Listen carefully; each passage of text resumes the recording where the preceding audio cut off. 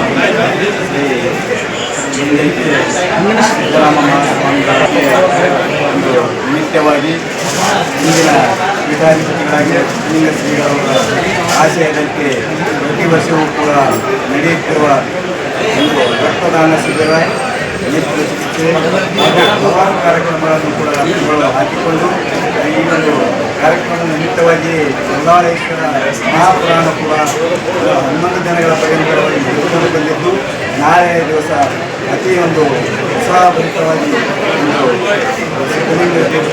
ಈ ಒಂದು ಮಠದಲ್ಲಿ ಒಂದು ಸಿದ್ದರಾಮೇಶ್ವರ ಇವರ ಮೂರ್ತಿ ಹಣವನ್ನು ಹಾಗೂ ಗ್ರಂಥ ಲೋಕಾರ್ಪಣೆ, ಅದೇ ರೀತಿ ಇಂದು ಶ್ರಾವಣ ಮಾಸದಲ್ಲಿ ಯಡಿಯುವಂಥ ರಥೋತ್ಸವದ ನಿರ್ಮಾಣಗೊಂಡಿದ್ದು ಅದ್ದೂರಿಯಾಗಿ ಕಾರ್ಯಕ್ರಮ ನಾಳೆ ದಿವಸ ನಡೆಯಲಿದೆ. ಇವತ್ತು ಹಲವಾರು ಒಂದು ಬಡ ಅಧಿಕಾರಿಗಳಿಗೆ ಉತ್ತಮ ಭಾಷೆ ತಿಳ್ಕೊಂಡು ಶ್ರೀಗಳು ಇಂತಹ ಕಾರ್ಯಕ್ರಮವನ್ನು ಪ್ರತಿ ವರ್ಷ ಕೂಡ ಹಮ್ಮಿಕೊಂಡಿರುತ್ತಾರೆ. ಅವರಿಗೆ ದೇವರು ಆಯುರಾರೋಗ್ಯ ಭಾಗ್ಯ ಐಶ್ವರ್ಯ ಕೊಟ್ಟು ಅವರನ್ನು 100 ವರ್ಷ ಕಾಲ ಸುಖವಾಗಿ ಒಂದು ಇರಲಿ ಅಂತೇಳಿ ನಾವೆಲ್ಲ ಭಕ್ತರು ಕೂಡ ಪರಮಾತ್ಮನಿಗೆ ಆಶಿಸುತ್ತೇವೆ.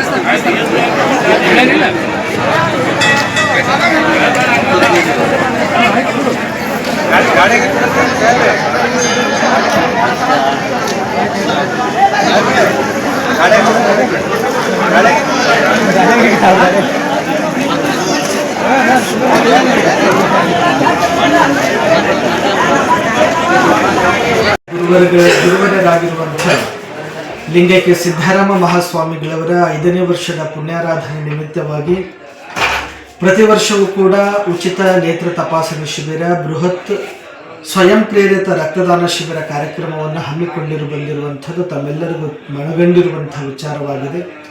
ಈ ವರ್ಷವೂ ಕೂಡ 5ನೇ ವರ್ಷದ ವಿಶೇಷವಾಗಿರುವಂಥ ಪುಣ್ಯಾರಾಧನೆ ನಿಮಿತ್ತವಾಗಿ ಗುರುಗಳವರ ಮೂರ್ತಿ ಪ್ರತಿಷ್ಠಾಪನೆ ಹಾಗೂ ಪ್ರತಿ ಶ್ರಾವಣ ಮಾಸದಲ್ಲಿ ಪ್ರತಿ ಸೋಮವಾರ ಎಳೆಯುವಂಥ ರಥೋತ್ಸವದ ನಿರ್ಮಾಣ ಹಾಗೂ ಪೂಜ್ಯ ಗುರುಗಳನ್ನು ಒಳಗೊಂಡಿರುವಂಥ ನಿರಂಜನ ಪ್ರಭೆ ಅನ್ನುವಂಥ ಗ್ರಂಥ ಲೋಕಾರ್ಪಣೆಯನ್ನು ನಾಳೆ ದಿವಸ ತಮಗೆಲ್ಲರಿಗೂ ಈ ಲೋಕಾರ್ಪಣೆಯ ಕಾರ್ಯಕ್ರಮಕ್ಕೆ ಸ್ವಾಗತವನ್ನು ಕೈಯುವುದರ ಮೂಲಕ ಇಂಥ ಕಾರ್ಯಕ್ರಮದಲ್ಲಿ ಇವತ್ತು ನಡೆಯುವಂಥ ಆರೋಗ್ಯ ಶಿಬಿರ ನಮ್ಮೆಲ್ಲರಿಗೂ ಬಹಳ ಅವಶ್ಯಕತೆವಾಗಿರುವಂಥದ್ದು.